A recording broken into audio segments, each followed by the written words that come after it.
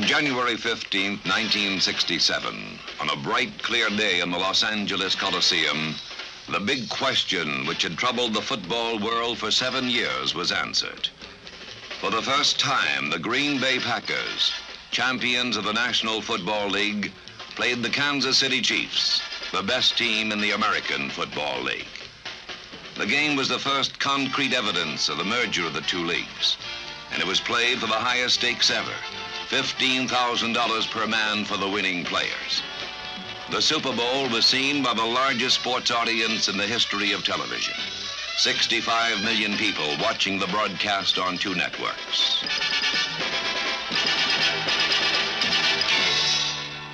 Program, football line up here. Gotta take it down, fella. Okay. Yeah, I get that starting line up here. Get a program, football line up here. Yeah, you line up today's game. This premier spectacle of sport took place in a carnival atmosphere appropriate to the Hollywood setting.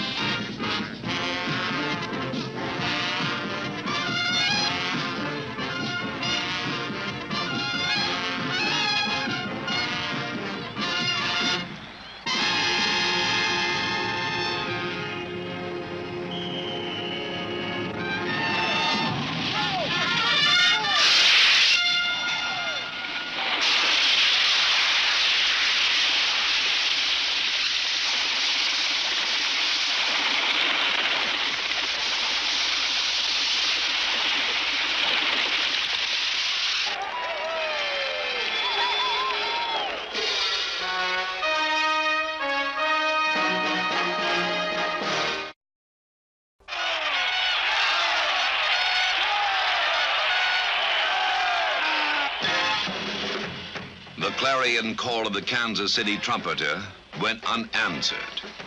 Throughout the entire game, the Kansas City runners were hauled down at the line of scrimmage as the big mobile Green Bay defenders overpowered the blockers. It was established early that the Chiefs could not move the ball consistently on the ground. They were to gain only 72 yards rushing. Most of this yardage was born from desperation, as Len Dawson scrambled to avoid Green Bay tacklers. This, of course, is a sign of weakness, not of strength.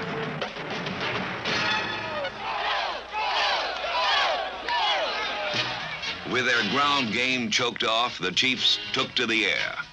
During the second quarter, they surprised the Green Bay defense with accurate passing, which elusive Mike Garrett made even more effective.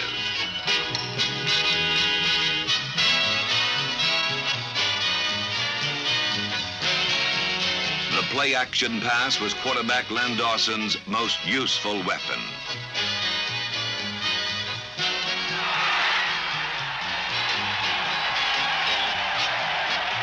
It was a play-action pass which fooled Green Bay and gave Kansas City its longest gain of the day. It's Dawson to Otis Taylor for 31 yards.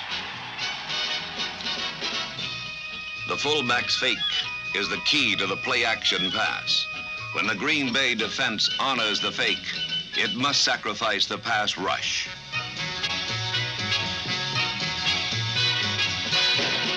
With no pressure on him, Dawson has ample time to find a receiver.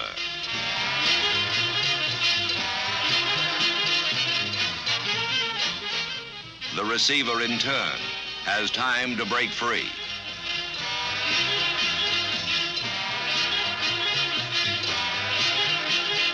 Another play-action pass. Dawson to Curtis McClinton gives Kansas City its only touchdown.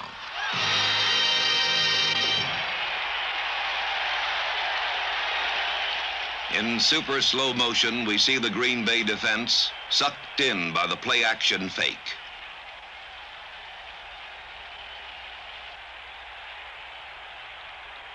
The fake is so convincing that Dawson has his choice of 2 receivers.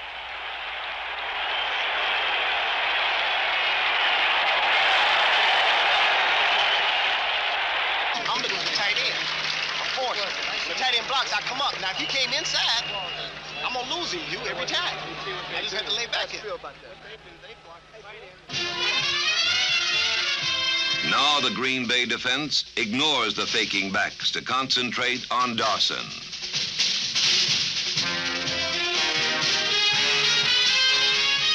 In the second half, the Packers begin to blitz to put even more pressure on Dawson.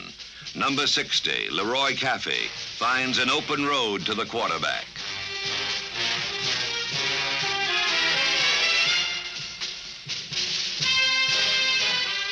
The Green Bay front four is relentless.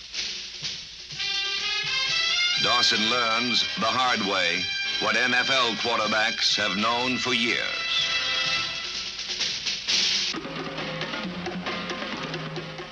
Kansas City discovers that against Green Bay, success invites punishment.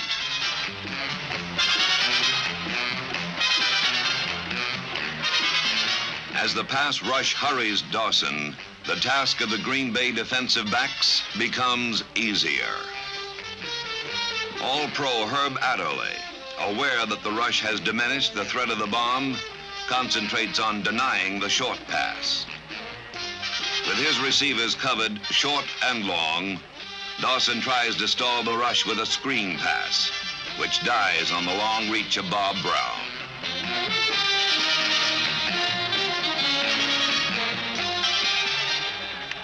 As the Kansas City offense consistently comes up short, frustrated coach Hank Stram ponders an impossible problem. Pro football games are won and lost on third down. For Kansas City, it's now 3rd and 11. This is the play Dawson must make to keep the Chiefs alive. Dawson completes his pass to Reg Carolyn, but Ray Nitschke stops the play 4 yards short of the first down. As the Chiefs founder on the rocky Green Bay defense, they try to salvage what they can with a field goal attempt. But even that fails, and the missed third down has cost them possession of the ball. It is the third down play which separates the great quarterback from the average. The great ones convert third down into first. For Dawson, it's 3rd and 10. He completes a screen pass to Garrett into the thick of the Green Bay defense, and the play gains only 8 yards. Let's go for it!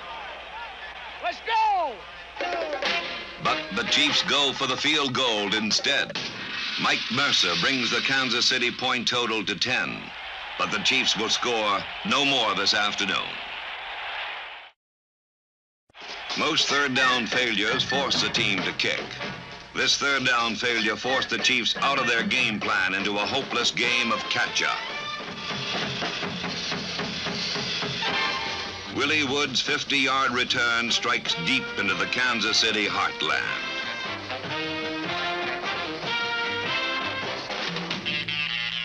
This fatal third down failure was the child of frustration. Dawson, under brutal pressure from a Packer blitz, lobs a weak pass over the on-rushing defenders. With nothing on it, the ball flutters into the hands of Wood.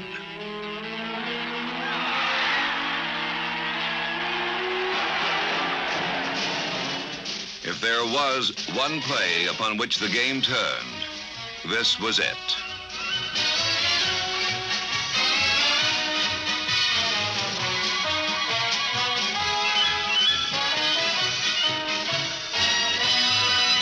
I thought I was going to go all the way on the daggone thing. Did somebody flick a toe or something? Yeah, kind of. Now, somebody came from behind, you know. I was undecided whether to change field or not on that thing. You might have made her going for that corner, but that's what I started to do. Overmatched as a team, some Kansas City players still had their moments. Number 55, E.J. Holub, shows unusual speed for a linebacker as he runs step for step with Jim Taylor to stop a sweep. The left side linebacker, powerful Bobby Bell, demonstrates his strength and agility as he fights off a block to make this tackle.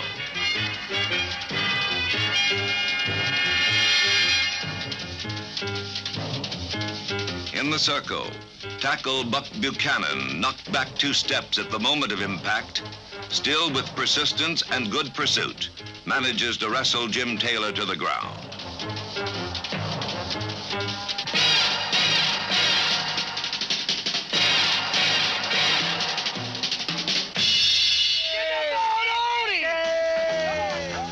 Four times in the course of the game, Dawson did throw the ball to Otis Taylor, but it was far from enough. The timing was faulty on Dawson's first 2 passes to Chris Burford, his other top receiver. Both balls were caught dramatically, but out of bounds. However, Burford is a fine end. He caught 4 passes for 67 yards to lead the Kansas City receivers.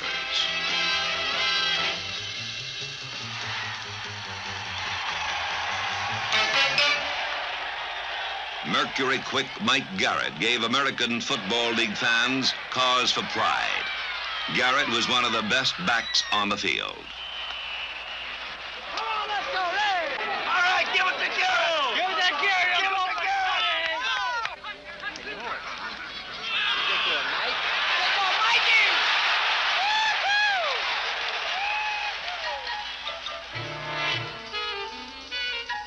When they did give the ball to Garrett, he brought the fans to their feet with skittering stop-and-go runs through the Green Bay defense.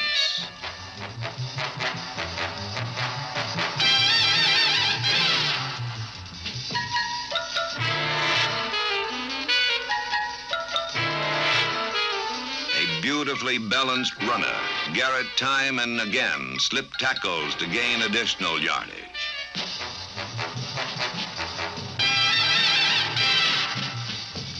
Mike Garrett is a complete player.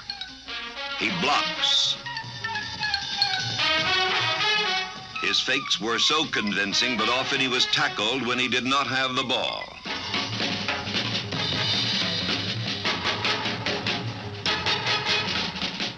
And when his quarterback is in a hole, Garrett lends a helping hand.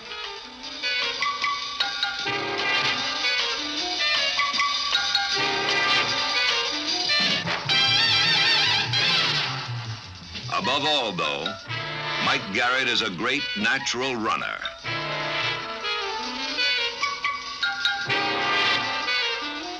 Kansas City did have some stars, but Green Bay was a team of stars.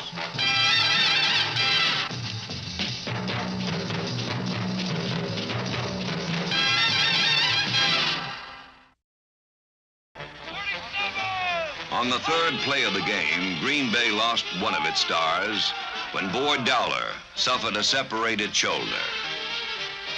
He was replaced by 34-year-old Max McGee, the unlikeliest star of the afternoon.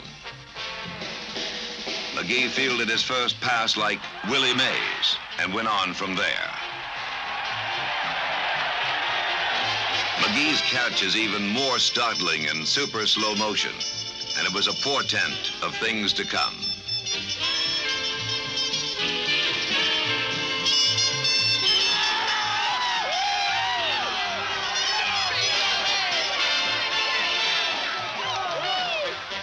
The crafty Green Bay veteran used his 11 years of NFL experience over and over to take advantage of the young Kansas City cornerbacks.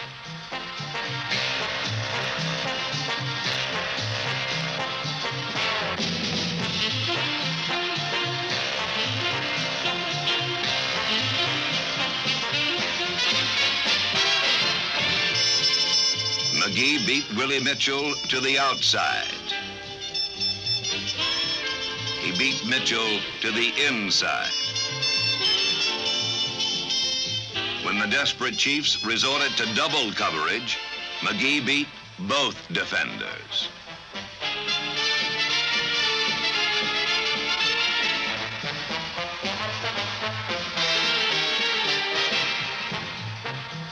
Although he had caught only 4 passes during the entire NFL season, on this vital afternoon, McGee caught 7 passes for 138 yards and 2 touchdowns. he demoralized the Kansas City secondary.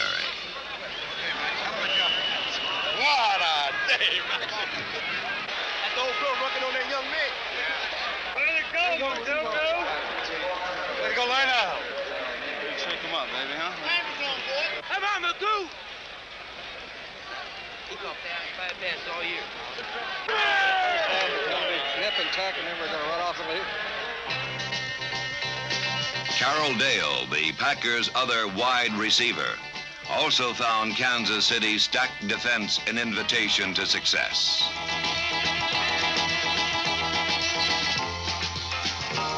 Dale gratefully accepted the short passes conceded by Mitchell, who was deathly afraid of the bomb. Hammered to the earth by Fred Williamson on this play, Dale learned something. Later, he used this hard-won knowledge to sting Williamson.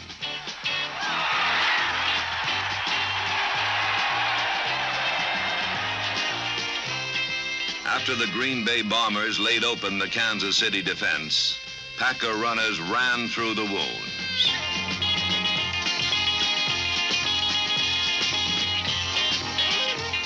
Jim Taylor, behind violent blocking, ripped through the gaps torn in the Kansas City defense.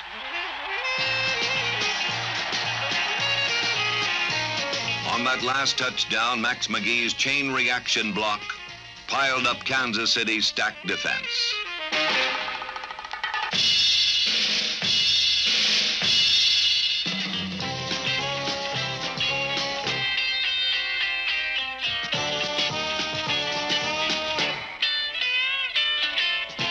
Elijah Pitts also ran to daylight through the Kansas City line.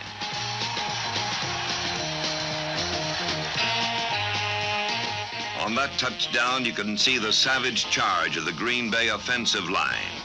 Fleming, Skoronski, and Thurston wipe out the tiring Kansas City defenders.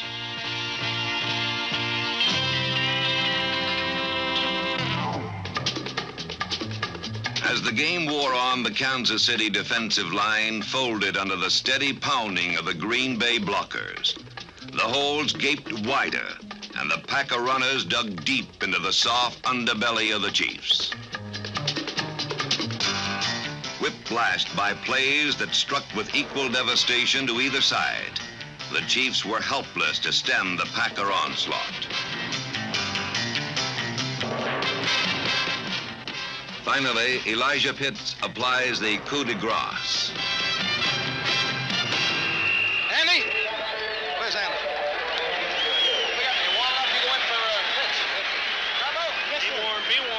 With the final blow administered, Lombardi sends in his youngsters.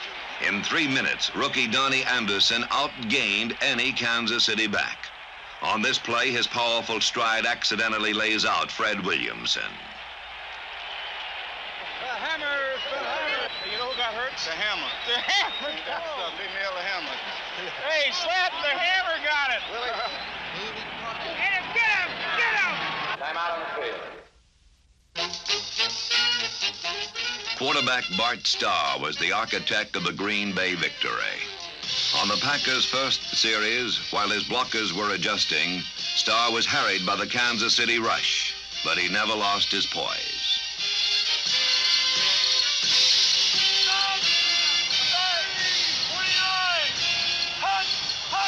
Firing into the Kansas City defense with cool precision, Starr first hits Fleming, then mixes his targets expertly. On this march, he finds Pitts.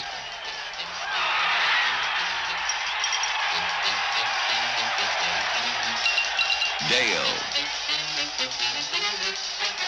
And finally, McGee for the touchdown. These 4 passes ate up 82 yards. On third and short yardage, Starr likes this daring play. The play-action fake completely fools the Kansas City defense, and Dale is wide open. Unruffled when a penalty nullifies the touchdown, Starr proves again why he is the best quarterback in football. Where Kansas City failed on its third down opportunities, Starr never misses. On 3rd and 5, he hits Max McGee for 10. On 3rd and 10, he connects with Dale for 15. On 3rd and 6, it's Fleming for 11.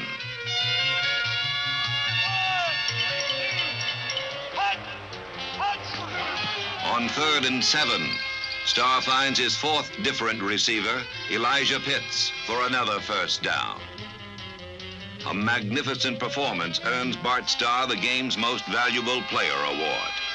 For the first time in 7 years, Vince Lombardi's Packers, 35-10 victors over Kansas City, can claim an indisputable world championship. In this superb spectacle of a sport, even the losers can find some satisfaction. I thought we played well the first half, and I thought we got off to a good start the second half. But I think the interception on the 3rd and 5 situation seemingly changed the personality of the ball game. Starr, I thought, was just terrific all afternoon at picking up the big 3rd down play. They have good people. We had good people. We didn't play our finest ball game. They played well. I think Max McGee probably had the best football game he's had in the last 10 years. Of course, I don't know what their game plan was, but it's very evident that they were working on our left side. Back to cornfields, huh?